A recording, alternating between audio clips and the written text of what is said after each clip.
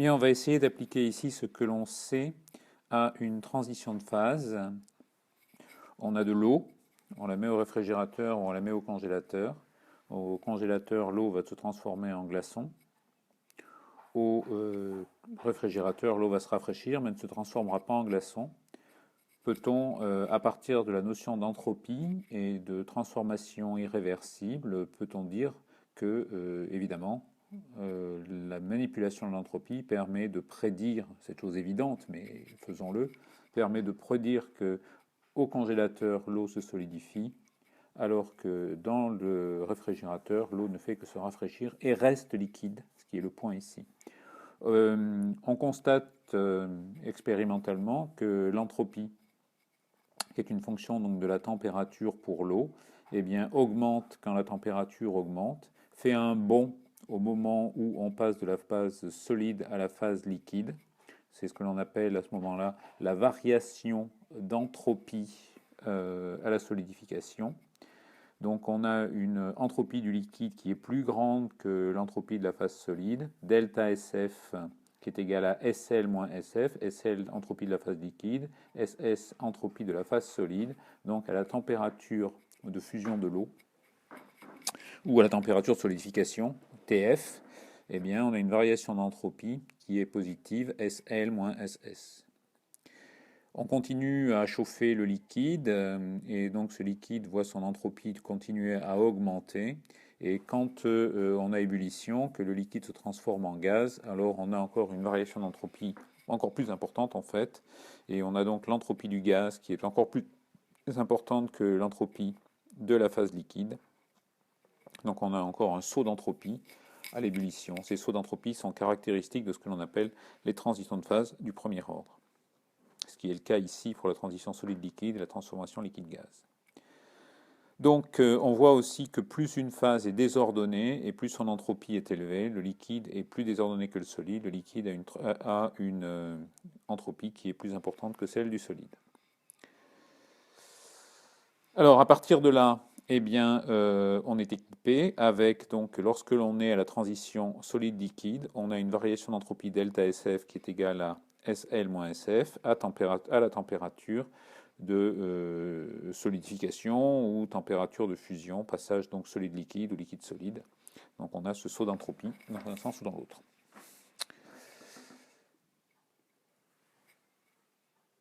La phase solide donc est ordonnée, c'est la phase de basse entropie. La phase liquide est désordonnée, c'est la phase de haute entropie en l'occurrence.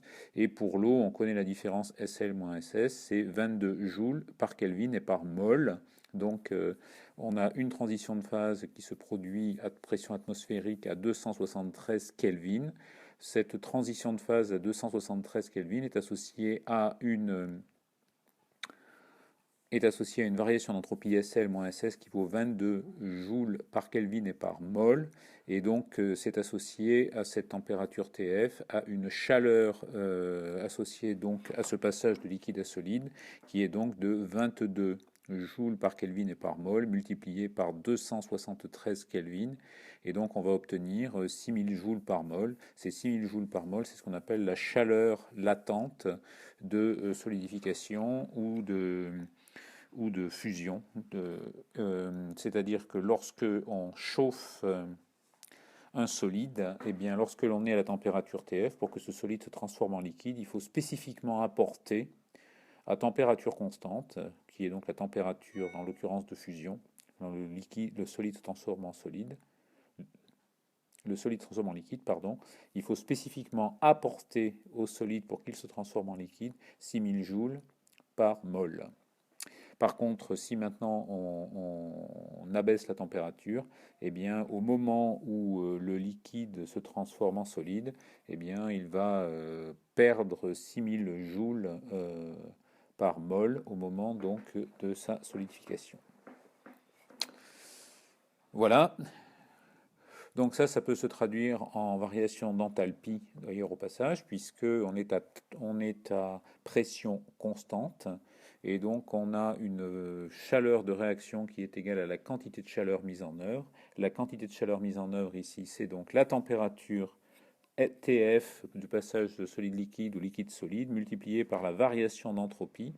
donc SL moins SS, eh bien, on a une chaleur de réaction, donc là, quand on passe du solide au liquide, qui est donc cette variation d'enthalpie delta HF, qui est donc une chaleur nécessaire pour faire fondre la glace, puisque l'état initial, là, c'est le solide, l'état final, c'est le liquide.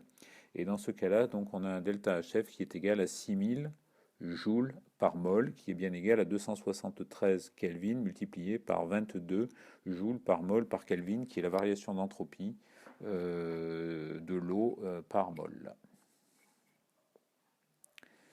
Donc, on revient à notre problème. L'état initial, donc, c'est de l'eau liquide. L'état final, c'est un glaçon, si possible. Et donc, si on a une température finale qui est assez faible. Donc, si une quantité d'eau liquide est mise en contact avec un thermostat à température T, comment détermine-t-on si la transformation liquide-solide, ici irréversible, a lieu ou pas? La température, ça baisse. Si on le met au congélateur, on ira jusqu'au glaçon. Si on le met au réfrigérateur, on restera dans l'état liquide. Comment, en utilisant le concept d'entropie, on peut réussir à faire la différence entre les deux et à dire, bien oui, quand on fait l'analyse à partir de l'entropie, on trouve bien cette évidence, mais on veut le retrouver ici, qu'au réfrigérateur, l'eau va rester liquide et que dans le congélateur, elle va devenir glaçon. Alors, pour ce que l'on sait, on sait que pour un système isolé, l'entropie ne peut que augmenter. Pour l'entropie ne peut que augmenter pour un solide isolé au fil du temps. Ou bien elle est constante, ou bien elle augmente. L'entropie d'un système isolé ne peut pas diminuer. La variation d'entropie est toujours supérieure ou égale à l'échange de chaleur divisé par la température. Pour un système isolé, par exemple pour tout l'univers, il n'y a pas d'extérieur, il n'y a pas d'échange. Il n'y a pas d'échange de chaleur possible et donc on a un delta S qui est strictement positif pour l'ensemble de l'univers. Donc on ne peut avoir qu'une augmentation d'entropie lorsque l'on a les transformations irréversibles spontanées qui se produisent. Si on trouve pour une transformation donnée que la variation d'entropie de l'univers, donc du système complet, est négative, alors cette transformation n'a simplement pas lieu, elle est impossible. Donc, armé de cette variation d'entropie qui doit être de l'univers, qui doit être positive ou nulle, alors on fait l'analyse de la solidification de l'eau lorsqu'on refroidit de l'eau liquide, selon que la refroidit à plus 10 degrés C ou à moins 10 degrés C. Donc la variation d'entropie de l'eau, on passe donc de l'état liquide à l'état solide, c'est 1 mol d'eau.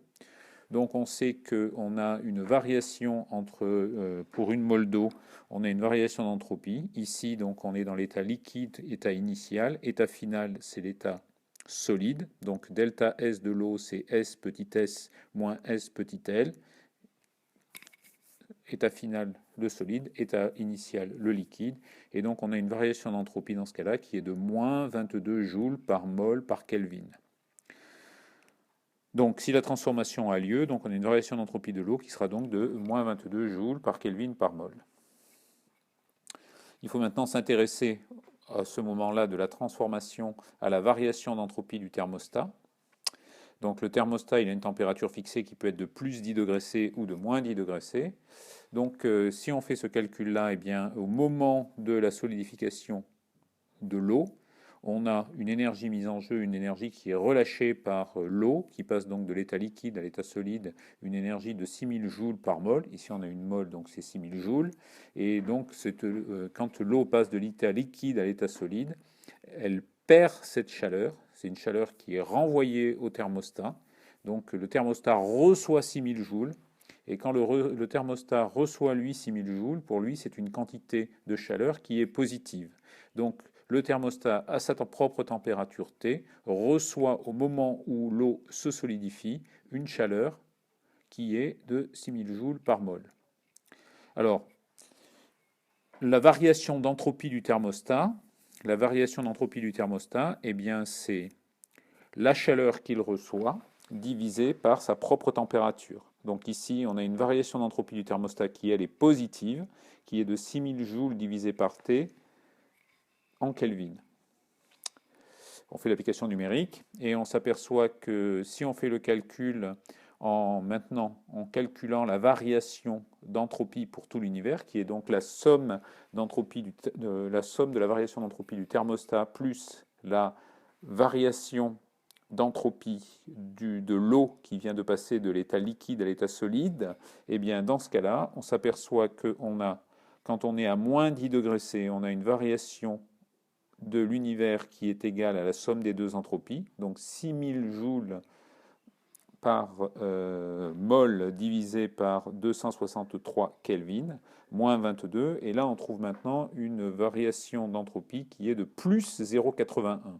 Par contre, quand on le fait à plus 10 degrés C, on a une variation de l'entropie de l'univers qui est de 6000 divisé par 283 moins 22, et on trouve moins 0,8 joules par Kelvin, et dans ce cas-là, eh bien, on voit que l'on a une entropie qui est négative pour un système qui est isolé, et ça c'est impossible, on ne peut pas avoir une diminution, de l'entropie de l'univers, et donc on ne peut pas avoir de solidification spontanée de l'eau à plus 10 degrés C.